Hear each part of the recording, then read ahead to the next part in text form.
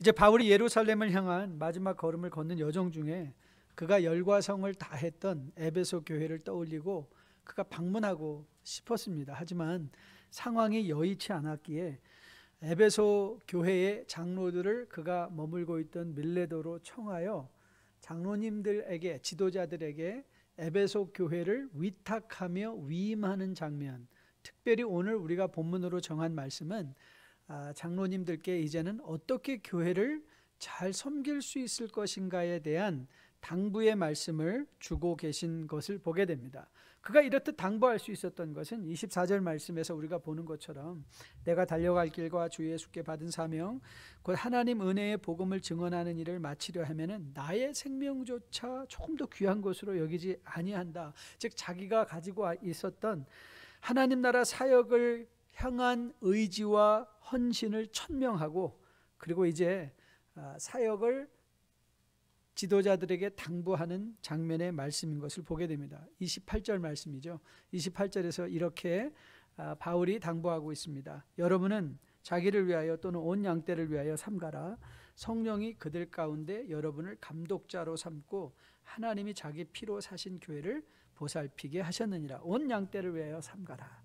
저는 오늘 여러분이 바울이 에베소 교회 장로님들, 지도자들에게 주고 싶어하는 그 교훈들을, 실질적인 교훈들을 우리 마음에 우리가 새길 수 있다면 우리 또한 우리의 작은 교회, 가정, 또 우리의 교회, 그리고 우리의 일터, 현장, 세상을 온전하게 잘 섬겨내며 자기 믿음을 잘 지키는 주의 백성으로 거룩하게 살아낼 수 있을 것으로 확실하게 믿습니다.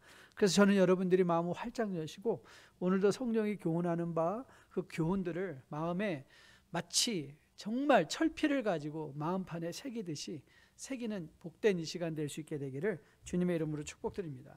가장 먼저 바울이 에베소 교회 장로님들, 지도자들에게 교훈한 실질적인 교회를 어떻게 섬길 것인가에 대한 실질적인 교훈의 첫 번째 내용은 삼가라라는 것입니다. 삼가라. Pay careful attention. Pay careful attention. 자, 왜 바울은 에베소 지도자들에게 이렇게 삼가라, paying careful attention, 권면, 경고적 권면을 주고 있는 것일까요? 근데 바울은 곧 그 이유를 설명해냅니다. 29절과 30절 말씀인데요. 이 말씀을 같이 한번 읽어보도록 하겠습니다. 같이 읽습니다. 내가 떠난 후에 사나운 이리가 여러분에게 들어와서 그 양떼를 아끼지 아니하며 또한 여러분 중에서도 제자들을 끌어 자기를 따르게 하려고 어그러진 말을 하는 사람들이 일어날 줄을 내가 아노라. 여러분에게 자주 우리는 종말론적인 삶을 산다라고 할 때 이미와 아직, already and not yet, 즉 하나님의 나라가 우리 가운데 이미 와 있음에도 불구하고 완성되는 것은 주님의 재림과 함께, 그래서 우리는 낀 세대를 살아가는 것이다 라고 말씀드렸어요. 여러분, 이 시대를 살아가는 사람들에게 가장 중요한 것 중에 하나가 뭐냐면 현실 파악이에요. 현실을 파악하는 거예요. 현실을 제대로 이해하는 거예요. 오늘 바울은 에베소 교회 장로들, 지도자들에게 뭐라 교훈하는가 하면 너희들이 당면한 현실은 어떤 현실인가? 네, 사나운 이리들의 공격함이 있는 시대라는 거예요. 저는 여러분과 저가 이 경고적 교훈을 마음에 결단코 잊지 않게 되기를 주님의 이름으로 축복드립니다. 여러분, 여러분의 가정이 지금 사나운 이리들의 공격에 노출되어 있다는 사실을 잊지 마시기를 주님의 이름으로 축복드립니다. 여러분의 가정뿐만 아닙니다. 여러분의 자녀, 혹시 대학을 가고 그 자녀들이 바깥에 나가 여러분의 가정에 여러분의 품을 떠나는 그 순간부터 그들은 노출되어 있습니다. 우리 교회도 노출되어 있습니다. 그래서 여러분, 바울이 이 에베소 교회 지도자들을 교훈하는 장면, 또 에베소 교회에 쓴 편지가 있지 않습니까? 그 에베소서 2장 2절 말씀을 보면 거기 이런 말씀이 등장합니다. 그때에 너희는 그 가운데 행하여 세상 풍조를 따르고 공중 권세 잡은 자를 따랐으니 곧 지금 불순종의 아들들 가운데서 역사하는 영이라.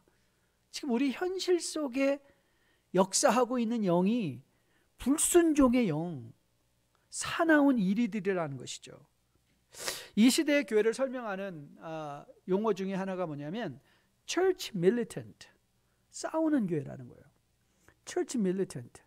여러분, 우리는 그냥 여기서 우리의 삶을 잘 살아내도록 부르심을 받은 것이 아니라 여러분과 저는 주의 군사로 부르심을 받은 거예요. militant, 전투하는 교회인 것이죠. 여러분, 비록 사망이 더 이상 죽음의 권세로 우리를 어찌할 수 없지만 그럼에도 불구하고 이 사망과 사단은 우리에게 엄청난 믿음의 영향력을 미칠 수 있다는 거예요. 믿음의 영향력을 미칠 수 있다는 것입니다. 하지만 아쉬운 것은 현대교회 안에 이런 영적 공격에 대한 위기의식이 사라지는 거예요. 그래서 우리가 정작 힘을 내어 싸워야 될 적은 싸워보지도 못하고 그 적들의 마음에 흔들린 마음을 가지고 서로 싸우다.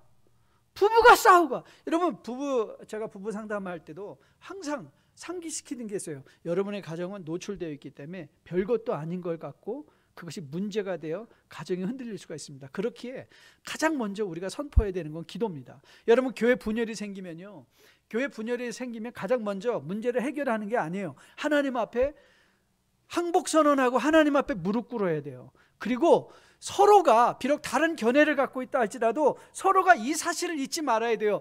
마귀는 나의 생각을 가지고 교회 공동체를 부순다. 마귀는 나의 생각을 가지고 우리 가정을 부순다. 마귀는 나의 생각을 가지고 우리 자녀들의 믿음을 흔들 수 있다. 우리가 이런 위기의식이 우리 가운데 있어야 된다는 것이죠. 그래서 바울이 에베소서 6장 10절 12절 말씀에서 이렇게 간절하게 우리에게 외칩니다. 끝으로 너희가 주 안에서와 그의 힘의 능력으로 강건해 주고 마귀의 간계를 능히 대적하기 위하여 하나님의 전신갑주를 입으라. 우리의 씨름은 혈과 육을 상대하는 것이 아니요 통치자들과 권세자들과 이 어둠의 세상 주관자들과 하늘에 있는 악의 영들을 상대함이라. 여러분들의 삶에 무언가 마음의 분노와 분열과 여러분들의 삶에 무언가 문제가 생겼을 때 그 문제를 가지고 문제에 함몰되기 전에 뭘 생각하라는 거예요? 우리를 공격하고 있는 영적인 세력에 대해서 인식하라. 그리고 위기의식을 가지라. 그리고 삼가라. 자, 그러면 우리는 어떻게 우리의 믿음을 이렇게 호시탐탐 노리며 흔들고 영향을 주려고 하는 이런 사나운 일이들, 악한 영들에 대적하여 우리의 마음을 지켜낼 수 있을까요? 어떻게 우리는 삼가는 가운데 우리의 마음을 지켜낼 것인가? 오늘 본문 31절 말씀 보니까 31절에 바울은 이렇게 권면하고 있습니다. 그러므로 여러분이 읽게요. 내가 3년이나 밤낮 쉬지 않고 눈물로 각 사람을 훈계하던 것을 기억하라. 자, 여러분 이제 상상해 보세요. 3년 동안 바울이 에베소 교회에 밤낮 눈물로 훈계하던 것이 무엇이겠습니까? 그게 뭘까요? 하나님의 말씀이죠. 복음이죠. 복음과 말씀을 3년 동안 그가 눈물로 훈계했던 것이죠. 그리고 바울이 또 뭐라고 권면하고 있죠? 네, 기억하라. 기억하라. 기억하라. 여러분, 바울이 에베소서 6장에서 하나님의 전신갑주를 입으라라고 하는 후에 우리가 입어야 할 전신갑주가 무엇인가를 이렇게 설명해 줬습니다. 진리의 허리띠를 띠고 의의 호심경을 입고 평안의 복음이 준비한 신을 신고 믿음의 방패를 가지고 그리고 구원의 투구와 성령의 검 곧 하나님의 말씀을 가지라. 여러분, 다른 모든 것 중에 이 전신갑주의 모든 것이 방어용이라면 우리가 유일하게 싸울 수 있는 이 공격용 무기가 뭐냐면 성령의 검인데, 성령의 검은 하나님의 말씀이라는 거예요. 말씀이라는 거예요. 즉 우리가 어떻게 삼가냐, 어떻게 우리의 마음을 어떻게든 흔들어 보고 우리의 믿음으로 흔들려서 낙심하고 절망하게 하고 분노하게 하며 감정적 반응으로 우리의 적이 누구인가를 혼동하는 이 사단의 무리들, 악한 영의 무리들을 이겨낼 수 있는 유일한 길이 뭐라고요? 네, 하나님의 말씀인 거예요. 하나님의 말씀을 기억하는 거예요. 여러분, 여러분의 자녀가 건강하길 원하십니까? 좋은 비타민, 좋은 보약 싸서 먹이기 전에 여러분이 먼저, 부모 되신 여러분이라면 먼저 자녀들에게 줘야 되는 게 뭔지 아세요? 하나님의 말씀을 심어주는 거예요. 하나님 말씀. 하나님 말씀이 그들에 새겨지면 대학교를 가도 어디 자리에 가든 상관이 없습니다. 하나님의 말씀이 우리 마음에 기억되어지고 새겨져 있다면 우리의 마음은 지켜질 수 있는 거예요. 삼가질 수 있는 거예요.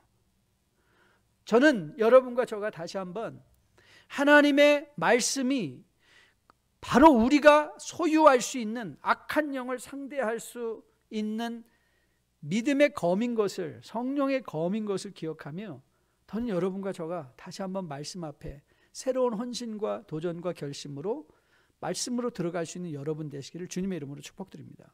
여러분이 간과하지 마셔야 될 것 한 가지 있습니다. 우린 성경을 읽으면서 많은 분들이 그래요.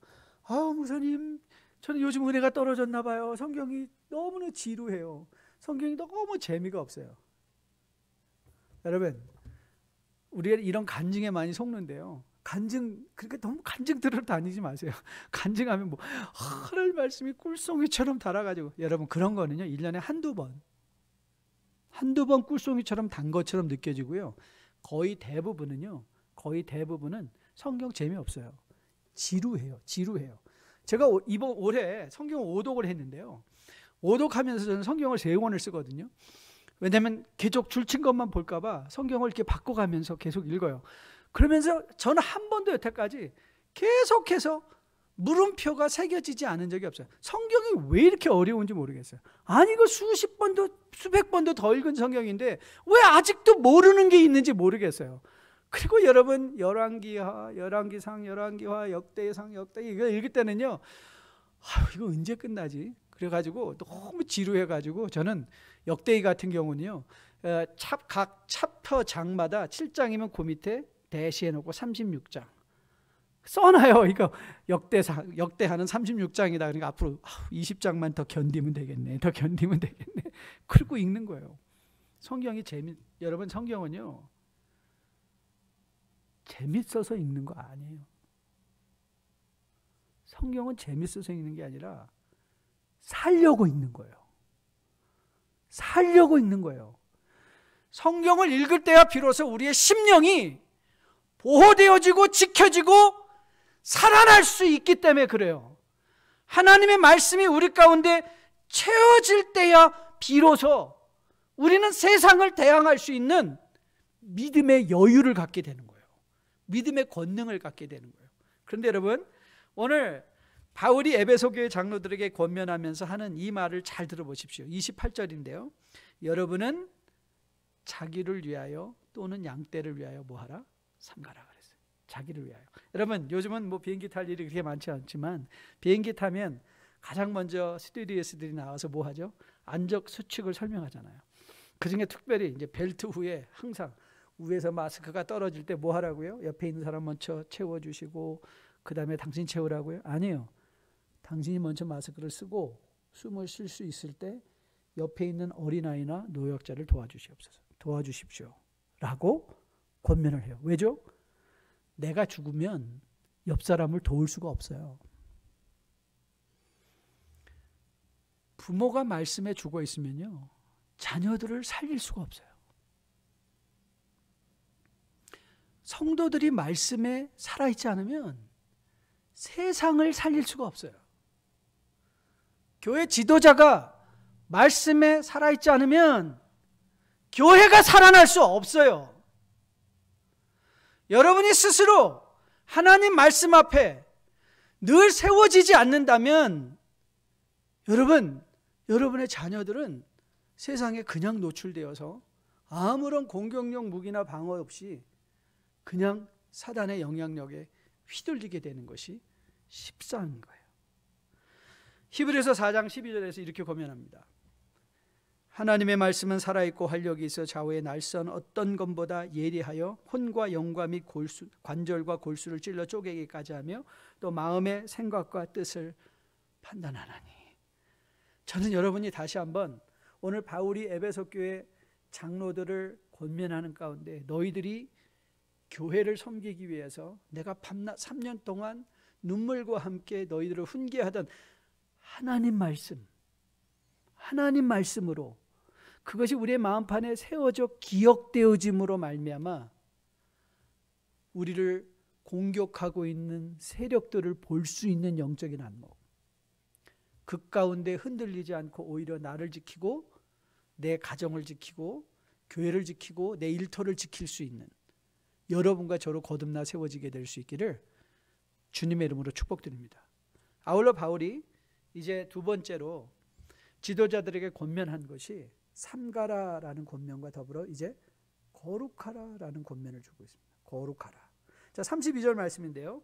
지금 내가 여러분을 주와 및 그 은혜의 말씀에 부탁하노니 그 말씀이 여러분을 능히 든든히 세우사 거룩하게 하심을 입은 모든 자 가운데 기업이 있게 하시리라. 오늘 이 32절 말씀이 의외로 굉장히 중요한 말씀입니다. 왜 중요하냐면 오늘 바울이 이렇게 말하죠. 그 말씀이 여러분을 뭐 한다?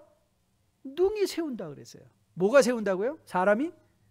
아니에요. 형식이? 아니에요. 교회가? 아니에요. 우리를 든든히 세우는 게 뭐라고요? 말씀이에요. 그 말씀이 우리를 든든히 세워지면 나타나는 열매가 뭐예요? 거룩하게 한다는 거예요. 말씀이 든든히 세워지면 우리는 거룩해져요. 여러분, 제가 이제 역대하 강론을 11월 달에 시작했잖아요. 그래서 제가 지난주에 토요 새벽 설교를 못해서 어제 토요 새벽 말씀을 가지고 역대하 약간 아주 짧은 서론적 말씀을 전했어요. 그럼 꼭 다시 한번 유튜브를 통해서 들어볼 수 있기를 부탁드리고요. 제가 역대기를 열어가면서 무슨 말을 했는가 하면 사무엘 4장을 등장시켜서 사무엘상 4장. 사무엘상 4장은 무슨 사건인가 하면 이스라엘 백성들이 블레셋과 싸우러 갈 때 법궤를 들고 나간 사건이에요. 법궤를 들고 나가서 자 이제 법궤를 앞세우고 하면 우리가 이길 수 있지 않을까. 그런데 의외로 어떤 일이 일어났죠? 예, 엄청나게 패했어요. 패했을 뿐만 아니라 뭐까지 뺏겼어요? 법궤까지 뺏겨가지고 그래서 블레셋 사람들이 그걸 어디에 갖다 넣었다 그랬죠? 예, 다곤의 신전에 갖다 놨어요. 여러분이 구약을 읽을 때 고대 구약뿐만 아니라 고대 어떤 역사서의 전쟁을 읽을 때마다 늘 기억할 것은 뭐냐면 이 고대 시대의 모든 전쟁은 부족 간의 나라 간의 사람들 간의 싸움이 아니라 항상 신들의 전쟁이었어요. 이게 신들의 전쟁이에요. 우리가 믿는 신이 더 강하다. 그래서 우리가 전쟁에 이기면 누가 이긴 거예요? 우리가 믿는 신이 이긴 거예요. 그들이 블레셋 사람들이 이 법궤를 뺏은 후에 다곤의 신전에 갖다 놓은 건 법궤를 갖다 둘 만한 마땅한 장소가 없네가 아니에요. 이 성전, 이 신전에 갖다 놓은 건 우리 신이 이겼다 봐라. 이게 우리의 신의 전리품이다. 그걸 갖다 놓은 거예요. 그런데 어떤 일이 일어났죠? 도리어 다곤의 머리와 어깨가 잘라졌을 뿐만 아니라 블레셋 사람들에게 뭐가 임했어요? 종기가 임했어요. 그래서 결국 블레셋 사람들이 We cannot handle this ark. 그래서 어떻게 돌려보낸 사건이었죠. 여러분들이 그거를 블레셋 사람이 그거 돌려보낼 때가 아니에요. 거기서 하나님이 하고 싶은 말씀이 있어요. 무슨 말씀이었죠? 네, 이스라엘이 패한 것은 하나님이 약해서 패하신 게 아니라는 거예요. 하나님이 약해서 패한 것이 아니라. 여러분 이 역대기의 역사가 고레스의 칙령으로 이스라엘이 귀환하는 걸로 이제 끝나갔잖아요. 역대하가. 근데 여러분 역대기에서 하나님이 하시고 싶은 말씀이 뭔지 아세요? 너희들이 포로로 끌려가고 성전을 무너지고 그런 비참한 상태에 들어간 건 하나님의 힘이 약해서가 아니라는 거예요. 즉 다시 말하면 너희들이 하나님께 순종하지 않아서, 하나님께 순종하지 않는다는 건 무슨 뜻이죠? 하나님의 말씀을 순종하지 않아서. 그 말을 하고 싶은 거예요. 즉 우리가 정말 구하고 추구할 게 뭐라고요? 이미 삼가라라는 교훈에서 본 것처럼 말씀이 우리를 든든하게 한다는 거예요. 저는 여러분과 저가 이제 여러분 육체를 위해서도 보약을 먹잖아요. 여러분의 영혼을 위해서도 보약 드셔야 돼요. 그 보약이 뭔지 아세요? 하나님의 말씀이에요. 하나님 말씀이에요. 여러분의 자녀들에게도요, 틈틈이 보약 주셔야 돼요. 그게 뭔지 아세요? 하나님의 말씀이에요. 금요일날 스태프 미팅 하는데 우리 유아부 유치부에서 성경 읽기 하는데 간사님이 요즘 성경 읽기 하는 그 열심이 많이 떨어진 것 같아요. 자녀들이 많이 안 읽어요. 또 여러분, 자녀들이 성경 안 읽는다는 건 무슨 뜻이죠? 부모님들이 안 읽힌다는 거죠. 자녀들이 뭘 알아서 지들이 성경을 읽겠어요. 부모들이 안 하니까 안 읽는 거죠. 다시 한번 말씀이 우리를 든든히 세운다는 이 사실을 여러분들이 기억하면서 우리가 그토록 세상에 좋은 교육을 받게 하고 세상에 그토록 좋은 곳에 가서 좋은 곳에 자녀를 양육하기 원하면서도 정말 우리를 살릴 수 있는 하나님의 말씀을 간과하는 그런 실수를 범하지 않는 여러분과 저 우리 뉴라이프의 교회 성도 다 될 수 있기를 주님의 이름으로 축복드립니다. 그런데 말씀이 우리에게 든든히 세워지면 어떤 일이 일어난다고 하냐면 거룩하게 하심을 잊게 된다는 거예요. 그런데 이 거룩의 내용이 뭐냐? 도대체 거룩이 뭐냐? 자, 여러분에게 일단 가장 간단하게 설명해 드릴게요. 거룩하다라는 거는 구별이다. 따라해 보실래요?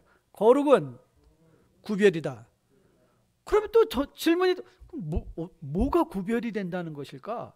바울은 그거에 대해서 침묵하지 않아요. 우리에게 교훈해요. 성도가 어떻게 구별되어야 되는가? 자, 33절로부터 34절 말씀인데요. 35절까지 말씀 같이 한번 읽어보겠습니다. 같이 읽습니다. 내가 아무의 은이나 금이나 의복을 탐하지 아니하였고 여러분이 아는 바와 같이 이 손으로 나와 동행들이 쓰는 것을 충당하여 범사에 여러분에게 모범을 보여준 바와 같이 수고하여 약한 사람들을 돕고 또 주 예수께서 친히 말씀하신 바 주는 것이 받는 것보다 복이 있다 하심을 기억하여야 할지니라. 성도가 구별되는 영역 두 가지 말씀드릴게요. 첫째는요, 물질이에요. 두 번째는 인간관계의 관용이에요. 우리가 무엇으로 세상에서 성도가 어떻게 구별된 삶을 사냐고요? 무슨 거룩하게 성경을 왼쪽 심장 위에 끼고 이러고 다니면 구별된다고요? 아니에요. 여러분, 한 사람을 보면요, 그 사람의 돈 쓰는 걸 보면 알아요. 그 사람의 인격은 그 사람이 어디에 돈 쓰나를 보시면 그 인격이 나와요. 영적인 실력도 어디서 나오는지 아세요? 돈 쓰는 거 보면 알아요. 우리 구별된 건 세상 사람들과 우리가 어떻게 구별된다고요? 네, 우리가 이웃들과의 관계 속에서 나는 어떤 관용을 베푸는가, 나는 어떤 모본으로 그들을 용서하는가, 어떻게 약한 자를 향하여 내가 내 마음을 줄 수 있는가에 달려있는 거예요.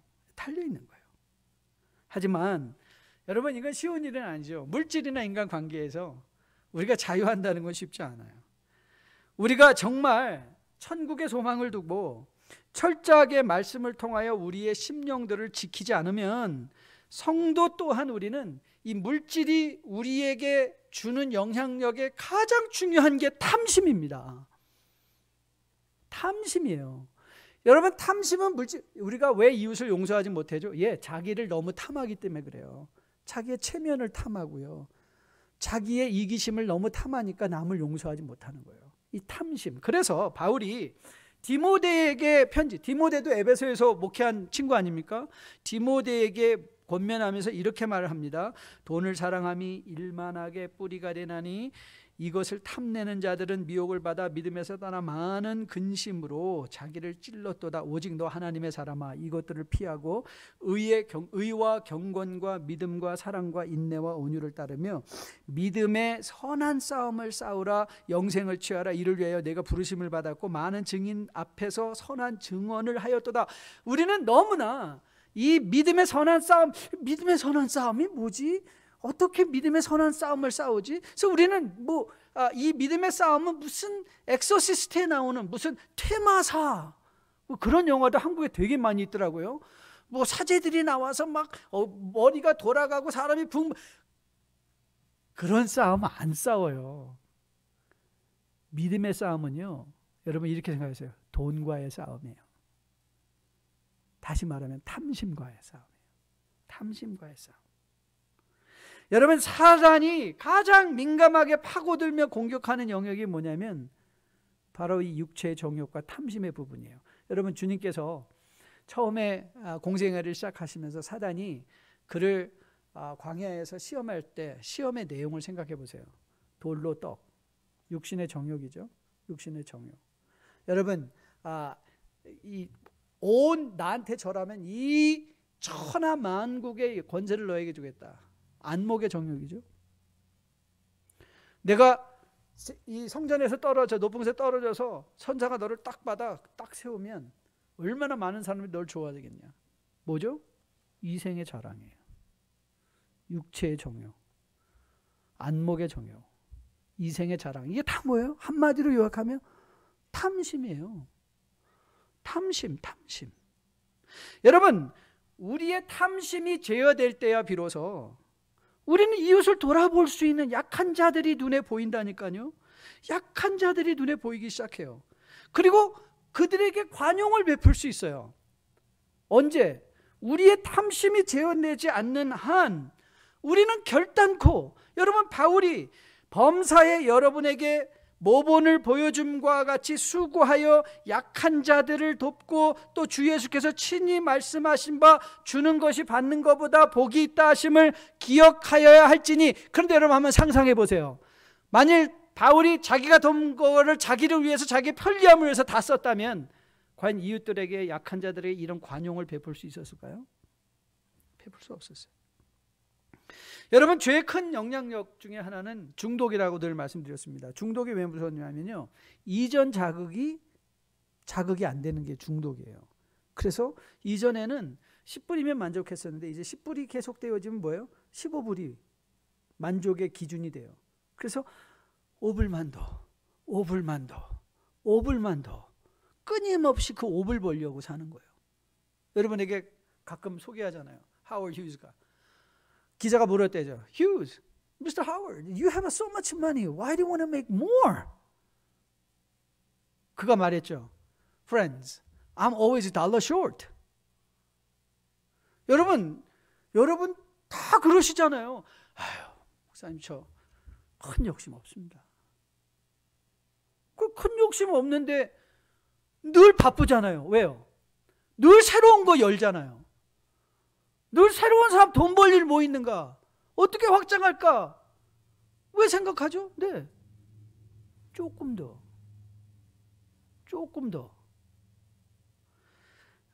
제가 사상적으로 다 동의하는 건 아니지만 그래도 제가 좋아하는 노동시인 박노해 씨가 사람만이 희망이다라는 책 중에 나 하나의 혁명이라는 시 아닌 산문과 같은 글을 실은 적이 있어요. 한번 여러분 눈으로 한번 따라와 보세요. 제가 읽어드릴게요. 천지간에 나 하나 바로 사는 것. 이 지구 위 60억 인류 모두가 나처럼 먹고 쓰고 생활한다면 이 세상이 당장 좋아질 것이라고 떳떳이 말하며 살아가는 사람. 내가 먼저 적게 벌고 나눠 쓰면서 덜 해치고 덜 죄짓는 맑아진 얼굴로 모두 나처럼만 살면 좋은 세상이 되고 푸른 지구, 푸른 미래가 살아난다고. 내가 먼저 변화된 삶을 살아내는 것, 그것이 진리의 모든 것이다. 그것이 희망의 모든 것이다. 그것이 혁명의 시작과 끝이다. 천지간에 나 하나 바로 사는 것. 내가 먼저 적게 벌고 나눠 쓰면서 덜 해치고 덜 죄짓는 맑아진 얼굴. 여러분, 이게 가능한가요? 아무리 노동시인이 이렇게 외쳐도 세상에선 불가능한 것 같아요. 악스팜이라는 사회단체 연구소에서 최근에 내놓은 연구 제목 중에 하나, 세계의 62명이 30억 인구 전체 가진 사람들의 부보다 더 많이 갖고 있대요. 인구 50%가. 세계 62명이. 더 놀라운 거 하나 말씀드릴까요? 세계 1% 인구가 99%가 벌고 가진 것보다 더 많이 번대요. 아유, 세상에 불공평. 여러분이 미국에 살고 계시다면 여러분은 그 1%에 들어가는 사람인 걸 꼭 기억하시길 부탁드립니다. 미국에 살고 계시다면 여러분 그 1%예요. 그런데 여러분, 왜 우리는 이웃을 향한 관용이 없을까요? 여러분 흔히들 말씀하시죠. 글쎄 이민 처음에 왔을 때하고 지금 훨씬 더 많고 훨씬 더 잘 사는 것 같은데, 아유 목사님 쪼들리기는 다 똑같아요. 다들 그러시더라고요. 아유 뭐 쪼들리는 건 다 똑같아요. 왜 그럴까요? 네, 간단하죠. 1불 벌어서 99전 썼는데 100불 버니까 얼마 쓰는 거예요? 99불 쓰는 거예요. 1000불 벌면 999불. 아유 그거면 또 잘하는 거죠. 요즘은 현상 유지면 잘하는 거죠. 그렇죠? 1000불 버는데 꼭 뭘 쓰죠? 1005불 쓰죠. 10,000불 벌면 얼마 쓰죠? 15,000불 쓰죠. 100,000불 벌면요.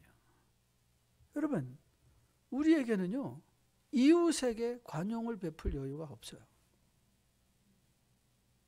왜 그렇죠? 네, 우리의 탐심이 제어되지 않아서. 그래서 세상이나 교회나 성도나 누구나 할 것 없이 이제 구별이 안 돼요. 똑같은 것을 좋아하고 똑같은 것을 묻고 싶어하고 똑같은 것을 사고 싶어하고 똑같은데 세상과 전혀 다름이 없는. 하지만 바울은 오늘 고면합니다. 우리의 탐심을 절제하고 이웃과의 관용을 베풀기 위하여 거룩하라. 무엇으로? 말씀으로. 전 여러분이 오늘 다시 한번 나는 10년 전이나 지금이나 지금 훨씬 많이 버는데 왜 이렇게 쪼달리지? 라는 생각이 드신 분이 혹 있다면 저는 앞으로의 10년을 다시 계획할 수 있는 여러분 되시기를 주님의 이름으로 축복드립니다. 그래서 우리가 세상에서 구별되어야 되는데 어떻게 구별되어질까? 물질에 있어서 이웃들에게 관용을 베푸는 것에 있어서 저 사람 나랑 똑같이 사는 것 같은데 왜 저렇게 여유가 있어? 어떻게 이웃들에게 저렇게 풍성한 관용하는 마음을 가질 수 있어? 하나라도 함께 나누며 먹을 수 있을까? 이런 말로 구별되어지는 여러분과 저 우리 교회 될 수 있기를 주님의 이름으로 축복드립니다. 마지막 세 번째, 하나님 말씀을 기억하고 생각함으로 삼가. 그래서 영적 공격에 대한 인식, 위기의식을 갖고 말씀으로 든든히 세워져서 거룩함으로 물질과 관계 속에서 구별되어지는 삶을 살고, 마지막 세 번째 우리가 기억할 건 함께하라는 거예요. 함께하라. 독불장군이 아니라 함께하라. 많은 호스피스 관계자들이 써놓은 글을 보면 거의 공통적이에요. 사람들이 죽을 때 후회하는 거는 거의 대부분 똑같대요. 특별히 이거 사랑하는 사람에게 사랑한다 말하지 못한 것, 거의 대부분 공통적으로 말한다고 하더라고요. 여러분에게 가끔 소개하는 이 슬기로운 의사생활, 그 너무 재밌게 제가 봤거든요. 계속 반복해서 몇 장면은 제가 보고 있어요. 그 중에 한 장면이 어떤 장면이냐면, 혹시 여러분 기억하시는 분 계실지 모르겠는데요, 얼굴을 시커멓게 분장하고 있는 딸이 있어요. 왜냐하면 간이 이식을 받아야 되는 상태에 들어가 있는데 늑술해한 아버지가 와서 막 주장하는 거예요. 내 간을 주겠다고.